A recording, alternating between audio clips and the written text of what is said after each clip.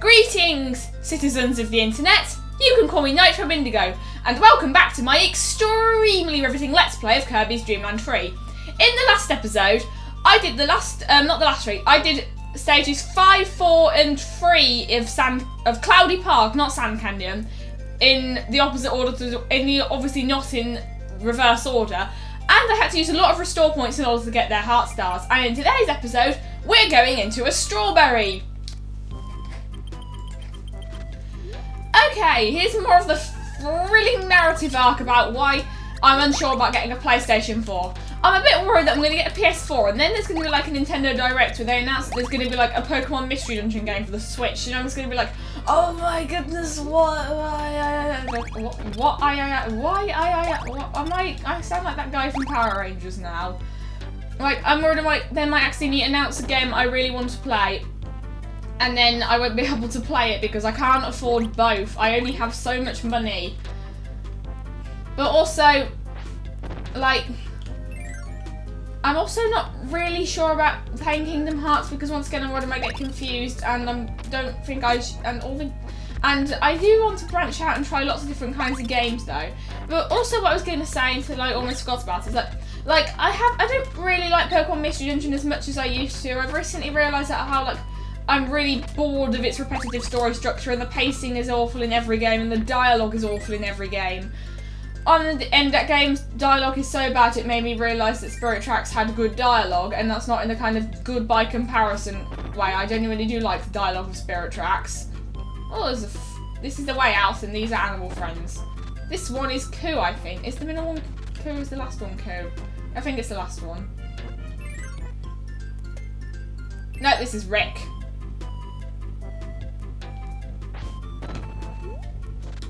I'll get Coo because who doesn't like an owl?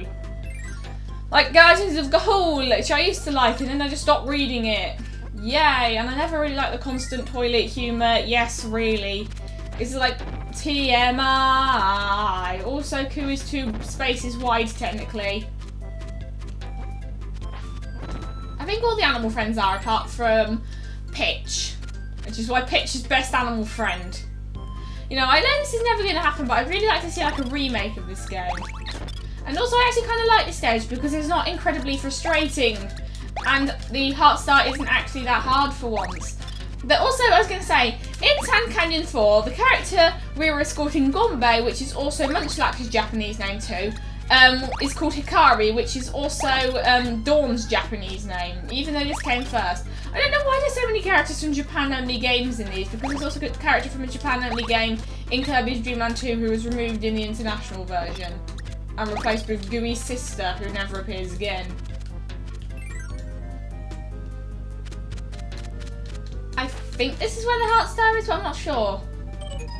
Yes, it is. This is HB007. Just like in Ripplefield 6, we need to make some blocks in another room look like her, but there's a catch. HB007 is upside down, so therefore the block combination should be the opposite orientation of how she is. And I'm going to get hit. Also, I just kind of stopped bothering to caption the names of enemies because I always have like a bunch of editing faffs and stuff. I think this is just becoming like I'm almost going to die. Thankfully, I don't need Coo, but still. This seems to be becoming like the new episode. What's it called again? Which one was it? The new, let's see, the new episode 7, I think it was. Yeah, it was episode 7. Because like,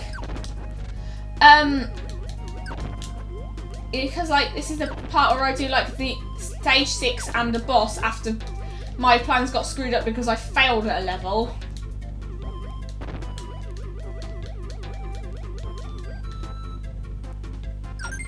And also I really like how this level looks. It's got very nice colours. It's very pleasing. And that weird border part, not the clouds, the walls. They could look a bit like, they look like a Animal Crossing wallpaper. In like a good way. And there's also the possibility of animal cross-dressing for Nintendo Switch and rip Coo in that frame. Or I could just run under these completely, which you can't really do with Coo because Coo can't walk. He can only fly, which is like fly but pronounced wrong. I think my habit of deliberately saying things in stupid ways comes from me trying too hard to emulate tessellating hexagons. And by emulate I mean be like, even though I really should find my own identity. I just don't know what it is. That was trying to be to the tune of Going to Lunatea from Klonoa to Lunatea's Veil, but I just failed at that completely. Like, before I played Klonoa to Lunatea's Veil, I thought the plot of the game would be Klonoa forgot that Hupo existed and you'd be going back to, going to find him. Obviously that's not what happens, because I've seen Let's Plays of the game. Well, a walkthrough and the Let's Play. The difference is that a walkthrough doesn't have commentary, and the Let's Play was by tessellating hexagons, and these doors don't match the ones in the other room, so that's why I made a mistake there. And now there are some blocks you can only rate with copy abilities. As I said, I don't really like these because they just don't really look they're not really very intuitive. Like, I like how in like the Capcom Zelda games, there are places you can't go to until you get a certain item, but they still look like a natural part of the world, but these just don't. They look like use this ability here, use simpleton. I'm not trying to say this game insults people's intelligence or anything, because they never give you any hints about how to do any of the side quests, so you could say it respects intelligence, and I don't need that P-Cola, so bye. Yeah, also, like, a while ago, I used to, like, back when Tessellating Hexagons was Let's Playing Klonoa 2 Lunatea's Veil, I kept like mentioning Klonoa 2 in my videos, such as do judge a game by its cover too, because I kind of just really wanted him to like either comment or mention me in one of his videos, and he didn't. And now I feel like I'm kind of doing the same thing. Oh, and some of these painted enemies come to life now. Foreshadowing? Probably. Well, but anyway, like, I finally feel like I'm doing the same with Lou and Kai now. Basically, there are a couple of Let's Plays on Lou's channel called Lou Lily. They do lots of Mon RPGs, and the only one I'm following is Digimon World, which uploads every Wednesday, and they're kind of going on forever because they don't really get much done per episode, if I'm going to be blunt here, but they've made the episodes longer and to make them more productive. But like, anyway, it feels like I'm just trying to get them to notice me now because of how much I've been mentioning Digimon and Kingdom Hearts in this Let's Play, both which are things they really like. Also, I only just noticed that HB007 just looks a bit 3D-ish. I don't really have much planned to talk about in this episode, but there's not really much that's going to happen in this episode anyway, because the boss shouldn't take too long, I hope. And this is Ardo, the boss, which is in a different part of the strawberry. She may or may not be related to Adeline from Kirby 64, the Crystal Shards.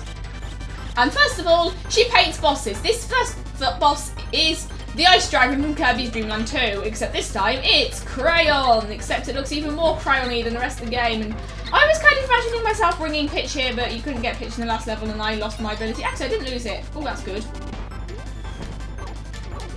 I don't want him to be like attacking while standing on the edge, because then I'll touch him and then get stuck and then take damage.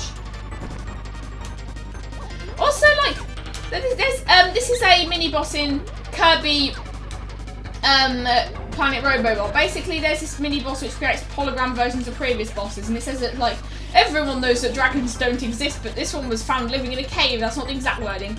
And another one of the hologram bosses was the Coily Rattler from Kirby Triple Deluxe. And since I played Planet Robobot first, and I also played it before Kirby's Dream Land 2, and this is an anglerfish, but that throws Lubcushion, although these are not Lubcushion, these are sparks. But anyway, like, the Holy that's a Lubcushion. I know it's not actually what they're called, but I made a Lubcushion once and they were star-shaped, and Lubcushion is a kind of German cake, if you don't know. And these are Mr. Shine and Mr. Bright from Kirby's Adventure. The bosses of Butter Building originally. But like, anyway, one of the mini-bosses was Coily Rattler from Kirby Triple Deluxe, and I used to misread it as and it's called Hollow Coily Rattler because it's a hologram in that game. But I used to misread it as Holy Coily Rattler. And I kind of sort of maybe want to Let's Play Kirby Triple Deluxe. No promises, of course, but like, this is bad. I have half a square of health left. But like, and he throws, also, there's no beam ability in this game, so Krakow can unfortunately not give me a convenient one to do, but like, I kind of sort of maybe want to Let's Play Kirby Triple Deluxe, because I've already gushed about the artistry behind it in this Let's Play, even if it was a bit incoherent and I died. And I'm not going to cut to do it again because I just want to continue this ramble. But like, I don't have a 3DS capture card at the moment and I can't afford one. So, no promises. Okay, now I'll cut to when I get back to Krakow. I should have brought an ability with me.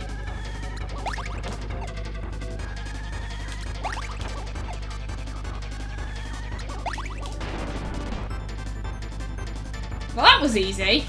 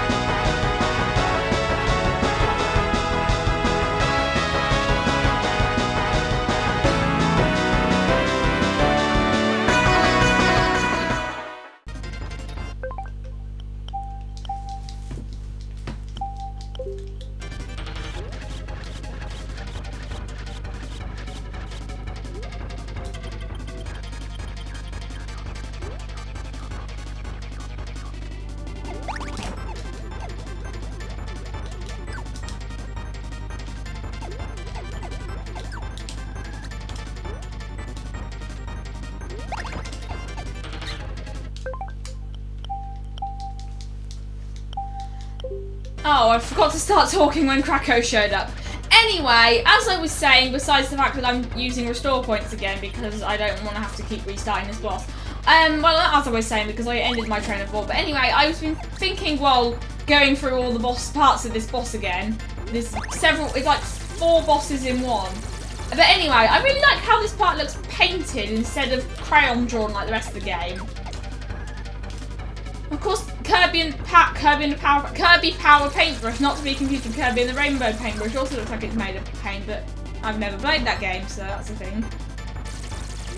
And unfortunately, he does not throw convenient waddle-doos at you. Instead, he throws mini Krakows, because this boss is called Krakow, if you couldn't tell. He's in every Kirby game, basically, apart from Mass Attack off the top of my head.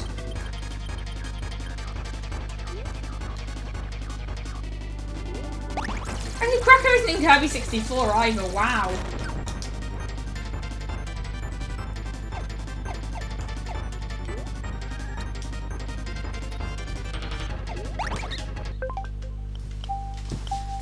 And I've run out of things to talk about because honestly this is not really a very interesting boss, so I might cut to when I actually beat Krakow. Actually, I haven't shown beating Krakow already, so I might as well not skip cut then.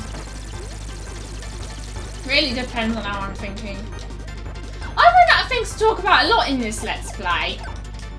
Is this just gonna... I really hope I eventually learn how to be a more interesting person. Because there's not like any text for him to read out in stupid voices like with Wind Waker HD or anything.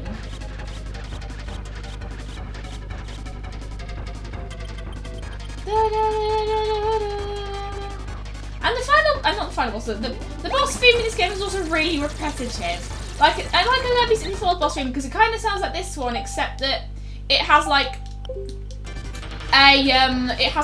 this fluty bit in it, which makes it sound really tense, if that makes any sense. Like da da da da da da da da da da da da. And also the main beat of that is like the mini boss theme in a different key. There is another part of this boss, but it is really deliberately super duper easy. Pokémon Super Duper Mystery Dungeon Remastered HD 1.5 Final Mix. Oh, that reminds me. Another thing I kind of sort of maybe want to play on PS4 if I were to get one would be Crash Bandicoot N. Sane Trilogy. I played an install demo of the first level and it was alright, but I played some one of the levels where Coco rides a tiger in Crash 3 and I did horribly at it. I kept falling into pits.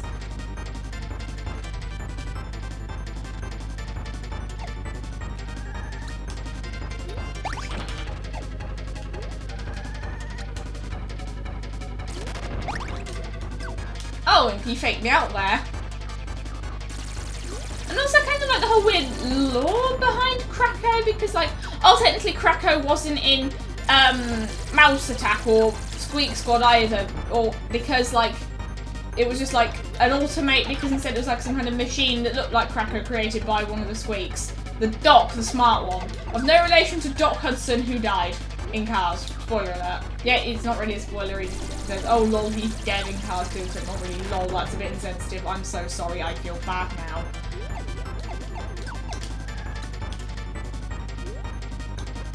I regret a lot of things I say. I have low self-esteem, I think. And unfortunately in this game you can't get Cutter and Burning by swallowing Mr. Shine and Mr. Bright's attacks. You might have seen that if I decide to speed up the... And of course I missed that. Speed up the part where I fight the bosses again. This is not a very hard boss necessarily, but it's a very long boss. Oh, I know, GUI exploit. That'll give me more health. And that actually connected amazingly. And Kracko in this game is half pink and half blue, like the sky was earlier on today.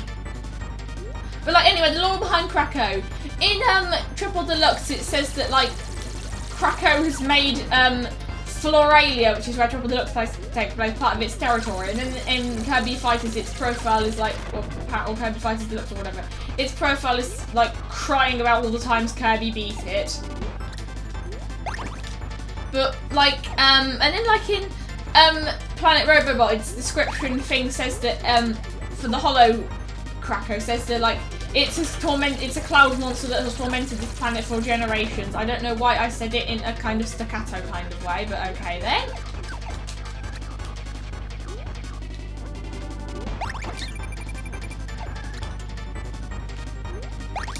GUI exploit part 2.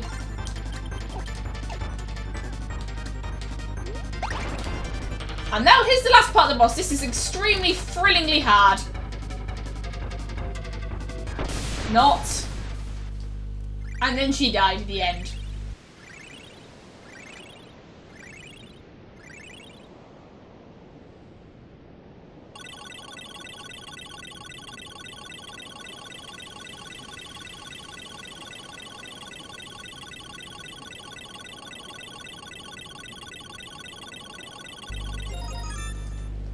Well, that ended up taking longer than expected.